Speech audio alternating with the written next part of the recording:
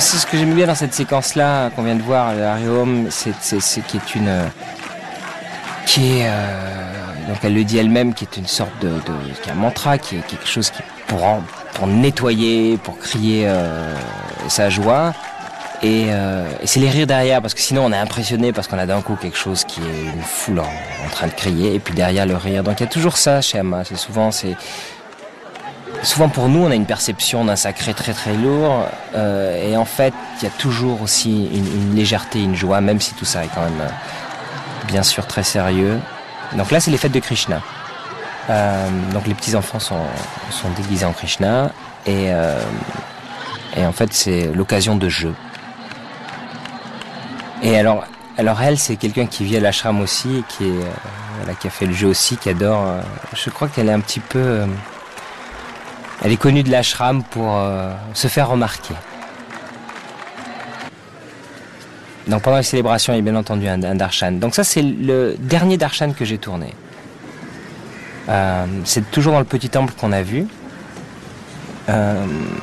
Et puisque j'avais tourné le darshan d'une manière assez baroque, je dirais, pour le 50e anniversaire, parce que c'était mon inspiration. Ensuite, j'avais tourné pour moi un darshan plus émotionnel, mais toujours un ballet un peu visuel, qui est le darshan de Calcutta. Quand je suis revenu au 3e voyage, j'avais envie de faire quelque chose le plus sobre possible, garder cette théâtralité qui est assez particulière. Et donc c'est le premier en fait que j'ai monté, avec des plans dans la longueur. J'ai aussi du coup pu, cette fois-là, enregistrer ce qu'elle dit. Et j'ai donc découvert sur la table de montage que que souvent les conseils qu'elle prodiguait, qu'on allait vraiment la voir comme une mère, comme une conseillère. Et moi, j'imaginais que les Indiens venant la voir, souvent lui demandaient des conseils, mais de l'ordre de choses plus ésotériques, plus sur la vie spirituelle. Et en fait, comme on le voit dans le film, c'est des choses très... C'est souvent des choses très simples. Et ça, c'était quelque chose d'assez... je trouve de vraiment intéressant. D'aller voir pour toutes sortes de conseils. De construire la maison... à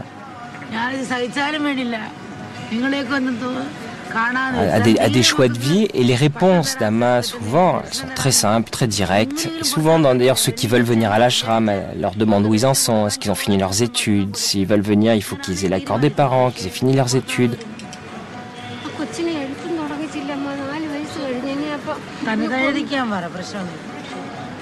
Voilà, elle donne des conseils.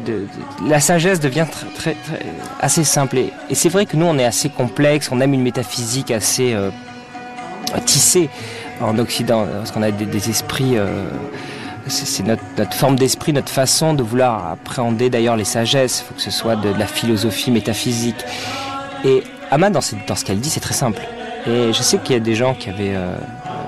certaines critiques disent que finalement elle dit des banalités, mais je trouve que on a vraiment, nous, perdu l'idée de la force de la simplicité.